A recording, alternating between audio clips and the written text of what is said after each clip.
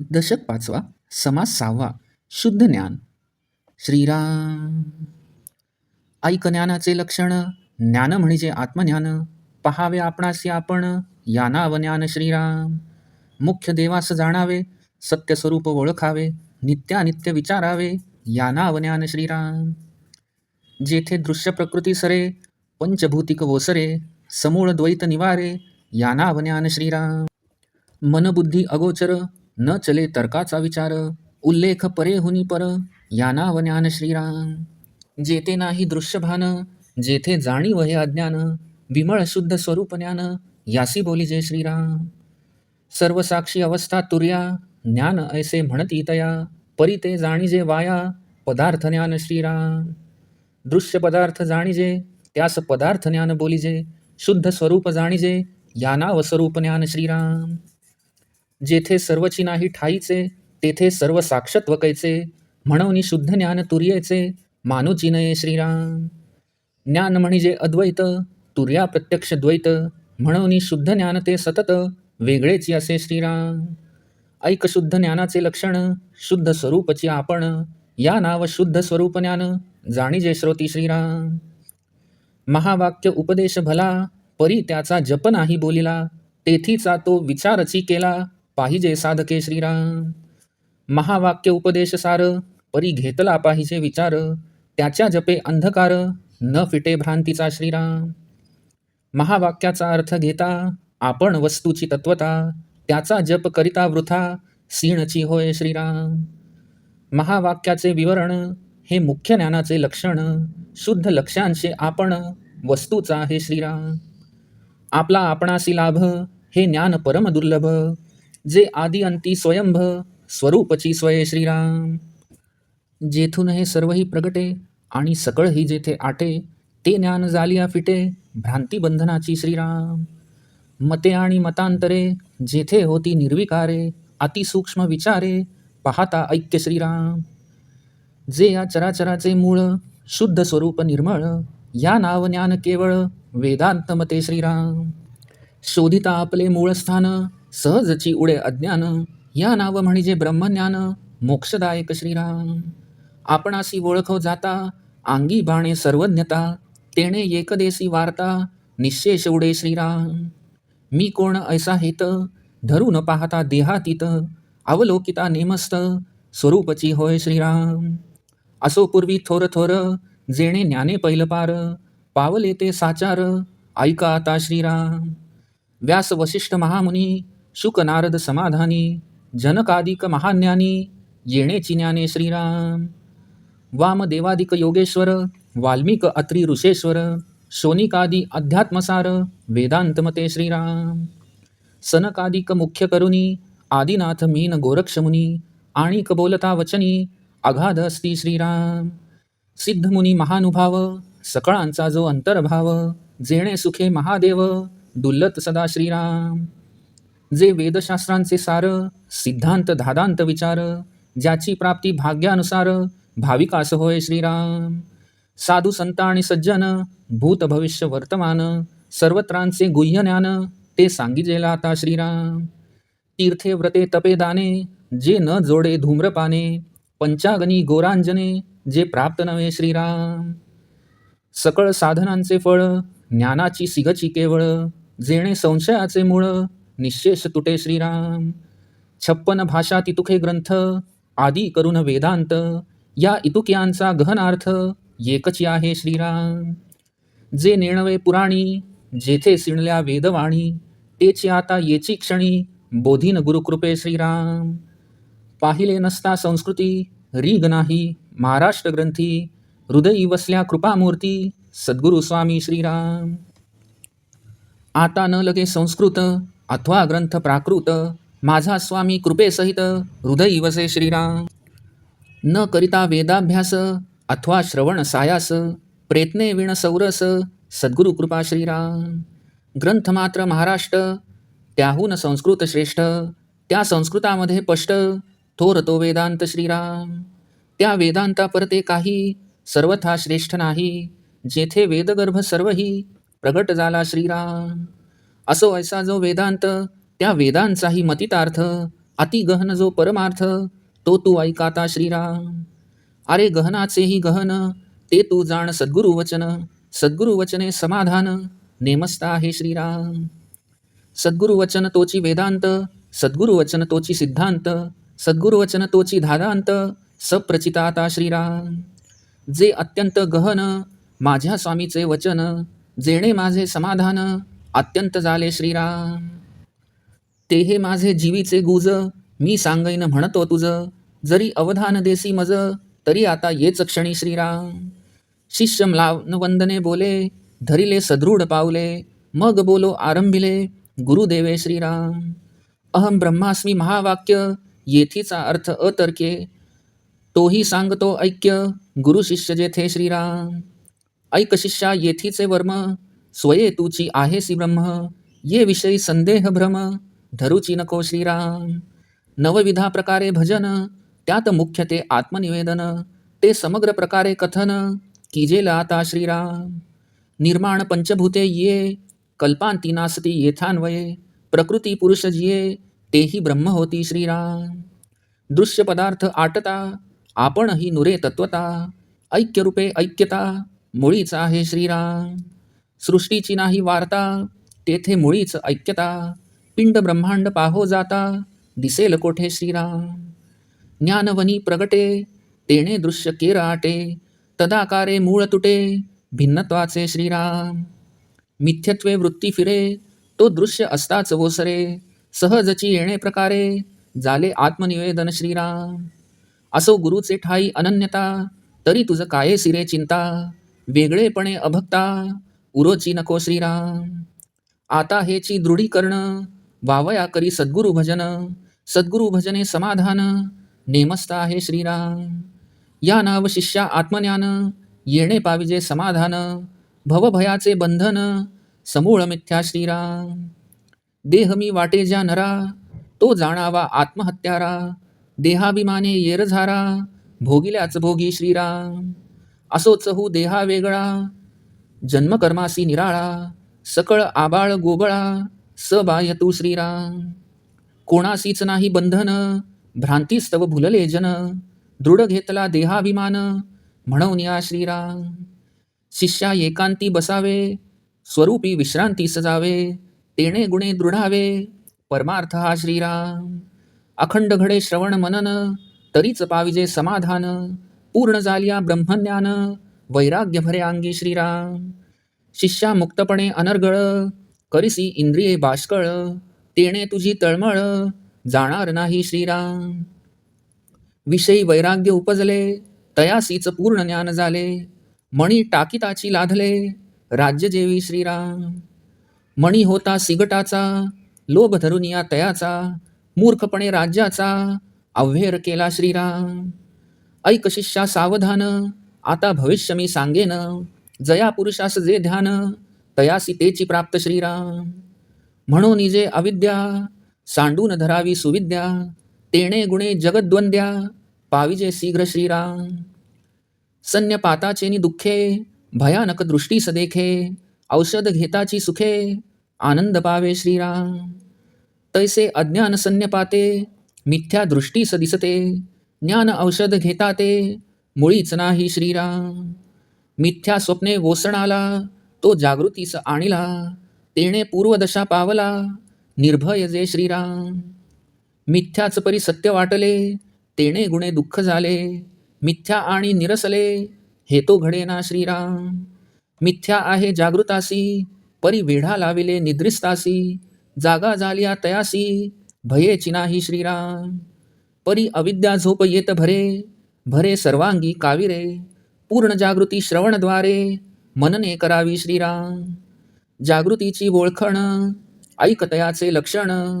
जो विषयी विरक्त पूर्ण अंतरापासून श्रीराम. जेणे विरक्तीस न यावे तो साधक ऐसे जाणावे. तेणे साधन करावे थोरी व सांडुनी श्रीराम. साधन न मने जयाला तो सिद्धपणे बद्ध झाला. त्याहुनी मुमुक्षु भला ज्ञानाधिकारी श्रीराम. तव शिष्ये केला प्रश्न कैसे बद्ध मुमुक्षाचे लक्षण. साधक सिद्ध ओळखण कैसी जाणावी श्रीराम. ह्याचे उत्तर श्रोतयासी दिदले पुढील ये समासी, सावध श्रोती कथेसी, अवधान द्यावे श्रीराम. इति श्रीदासबोधे गुरुशिष्य संवादे शुद्ध ज्ञाननाम समास 6वा समाप्त.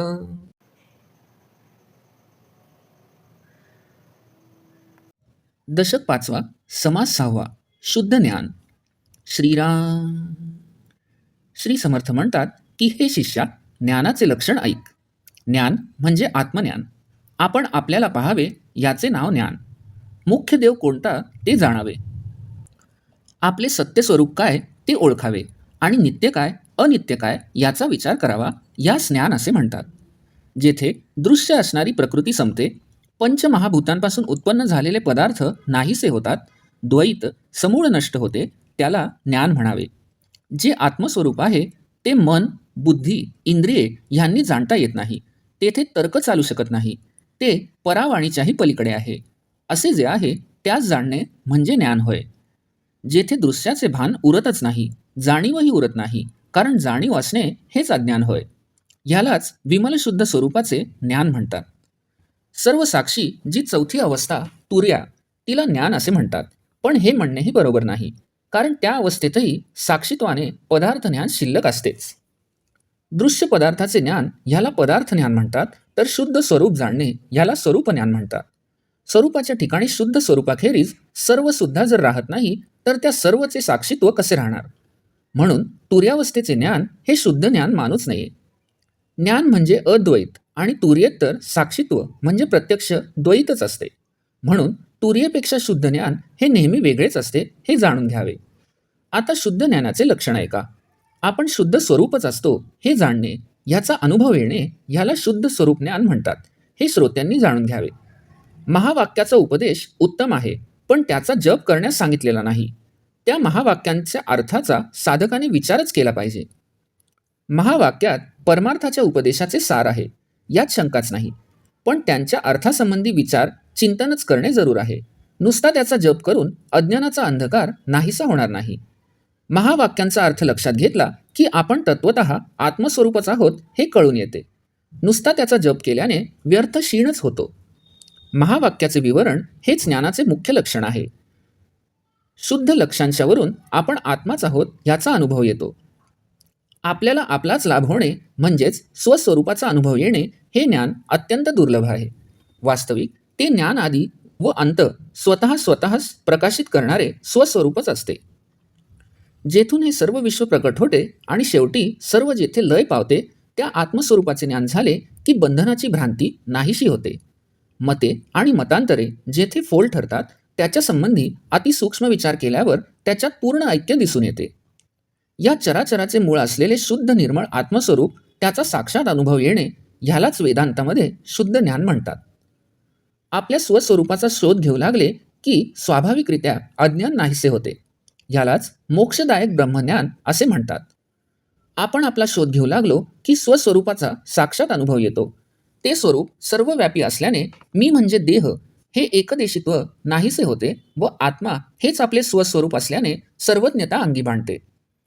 वृत्ती अंतर्मुख करून मी कोण हे जाणण्याच्या हेतूने आपण आपला शोध घेऊ लागलो की आपण देह नसून देहातीत आहोत हे कळून येते. नंतर नीट विचार केला असता स्वस्वरूपाचा साक्षात अनुभव येतो. असो, पूर्वीचे महाथोर पुरुष ज्या ज्ञानाच्या योगे भवसागराच्या पैलतीरास पोहोचले, त्यांची नावे आता ऐका. या ज्ञानाच्या योगेच व्यास, वशिष्ठ महामुनी, शुक, नारद समाधानी झाले व जनकादिक महाज्ञानी झाले. वामदेव आदी योगेश्वर, वाल्मिकी, अत्री यांच्यासारखे ऋषीश्वर, शौनक आदी वेदांत मतांचे सार जे आत्मज्ञान त्याच्या योगानेच परमपदाला पोहोचले. मुख्यत्वे सनकादिक तसेच आदिनाथ, मच्छिंद्रनाथ, गोरखनाथ इत्यादींची गणती करू लागल्यास असंख्य आहेत. सिद्ध, मुनी, श्रेष्ठ ब्रह्मज्ञानी पुरुष ह्यांचा जो स्वानुभव आहे आणि ज्या सुखाच्या योगे महादेव सदा डुलत असतात, जे वेदशास्त्रांचे सार आहे, त्याची गुरुप्रचिती, आत्मप्रचिती याची प्राप्ती भाविकांना त्यांच्या भाग्यानुसार होत असते. भूतकाळात होऊन गेलेले, वर्तमान काळी हयात असलेले व पुढे भविष्य काळात होणारे जसे जे सर्व साधू, संत आणि सज्जन या सर्वांचे जे गुह्यज्ञान ते आता मी तुला सांगतो. ते गुह्यज्ञान तीर्थे, व्रते, तपे, दाने यांनी किंवा धूम्रपान, पंचाग्नी साधना गोरांजने ह्यांनी प्राप्त होत नाही. ते ज्ञान म्हणजे सर्व साधनांचे फळ. ज्ञानाचे केवळ शिखरच असून त्याच्या योगाने संशय पूर्णतः नष्ट होतो. जगात 56 म्हणजे अनेक भाषा आहेत आणि त्यात तसेच अनेक ग्रंथ आहेत.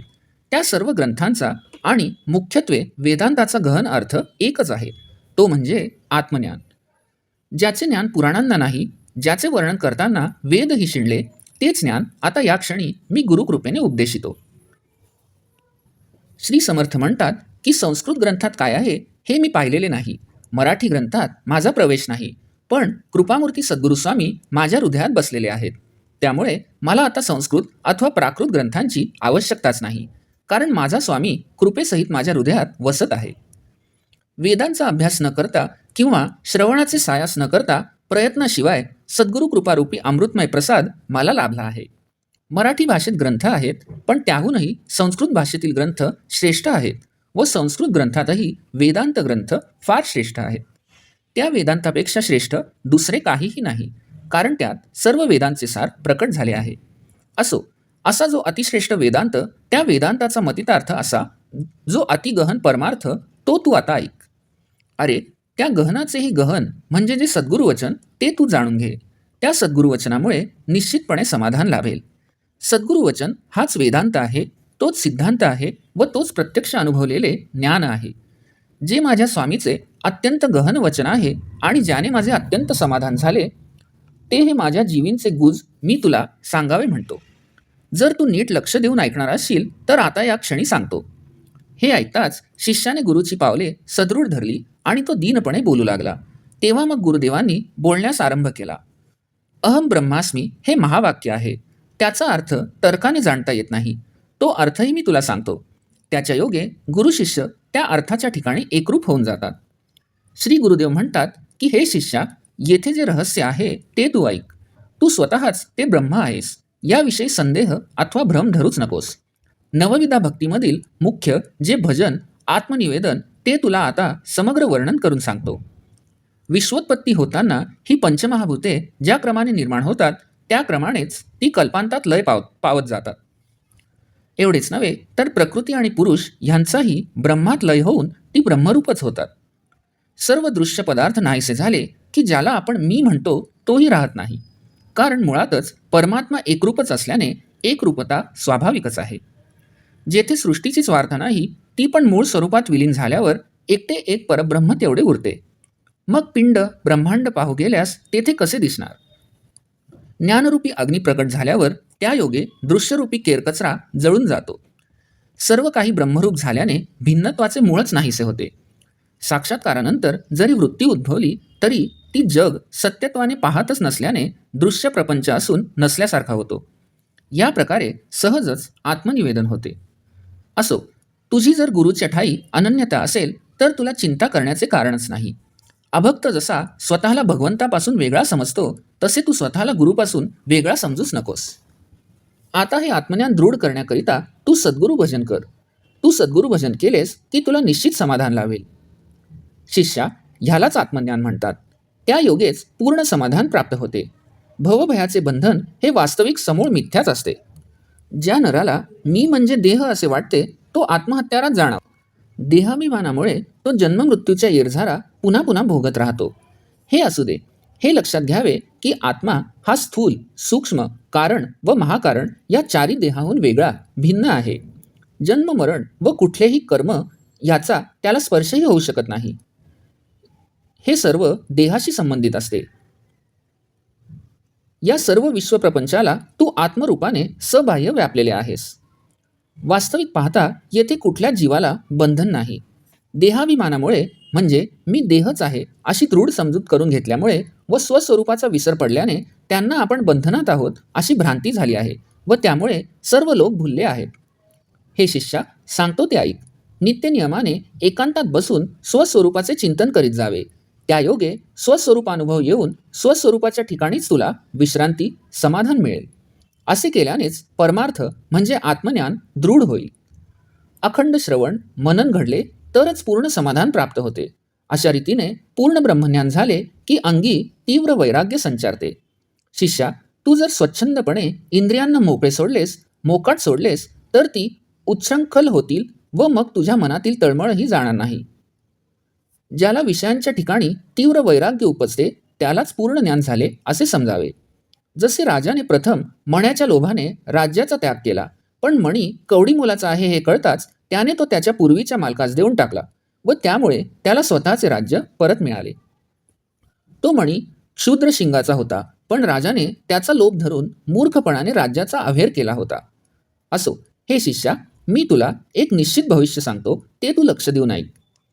ज्या पुरुषाला ज्या गोष्टीचे ध्यान लागलेले असते त्याला तीच गोष्ट प्राप्त होते. म्हणून माणसाने अविद्येचा त्याग करून सुविद्या दृढ धरावी, म्हणजे त्या योगे त्याला आत्मज्ञान व शाश्वत समाधान प्राप्त होऊन तो लवकरच जगद्वंद्य होतो. ज्याप्रमाणे एखाद्या माणसाला संनिपात झाला की भ्रम होऊन भयानक दृश्य दिसू लागतात व तो दुःखी होतो, पण त्याने संनिपातावर औषध घेतले की रोग बरा होऊन त्याला सुख होते व आनंद मिळतो, त्याप्रमाणेच अज्ञानरूपी संनिपातामुळे मिथ्या दृष्टीच दिसू लागते. यावर आत्मज्ञानरूपी औषध घेताच त्याचा भ्रम नाहीसा होऊन एका आत्मरूपाशिवाय दुसरे मुळी काही नाहीच हे त्याला कळून येते. मिथ्या स्वप्नाने जो भिवून ओरडतो त्याला जागे केले की त्याचे भय जाऊन पूर्वीची निर्भय स्थिती त्याला प्राप्त होते. स्वप्न मिथ्या असून स्वप्नावस्थेत ते खरे वाटले त्यामुळे त्याला दुःख झाले. जे मिथ्या आहे म्हणजे अस्तित्वातच नाही त्याचे निरसनही होणे शक्य नसते. जो जागा झालेला असतो त्याला ते मिथ्या आहे हे कळते, पण जो झोपलेला असतो त्याला ते खरे भासून भुलविते. झोपलेला जागा झाला की त्याचेही भय नाहीसे होते. पण अविद्यारूपी झोप जबरीने येते आणि त्यावेळी वाईट स्वप्ने पडून तो जीव भयभीत होऊन त्याच्या सर्वांगाला कंप सुटतो. या अविद्यारूपी निद्रेतून पूर्ण जागृती येण्याकरिता सतत श्रवण मननाची आवश्यकता आहे. या जागृतीची ओळख पटावी म्हणून एक लक्षण सांगतो, ते नीट ऐक. जो अंतःकरणापासून विषयांविषयी पूर्ण विरक्त होतो तो जागा झाला असे म्हणावे. जो पूर्ण विरक्त झाला नसेल तो साधक आहे असे जाणावे. त्याने आपला मोठेपणा सोडून साधना करीत राहावे. ज्याला साधना करणे आवडत नाही तो मी सिद्धच आहे, मला साधनांची काय आवश्यकता आहे या घमेंडीत असतो. त्याच्यापेक्षा ज्ञानाचा अधिकारी असलेला मुमुक्षू बरा. हे सद्गुरूंचे बोलणे ऐकून शिष्याने प्रश्न केला की बद्धाचे व मुमुक्षूचे लक्षण कोणते? कोण साधक व कोण सिद्ध हे कसे ओळखावे ते आपण सांगा. श्री समर्थ म्हणतात की श्रोत्यांना याची उत्तरे पुढल्या समासातून मिळतील, त्यांनी सावध होऊन कथेकडे लक्ष द्यावे. इति श्री दासबोधे गुरुशिष्य संवादे शुद्ध ज्ञाननाम समास 6वा समाप्त.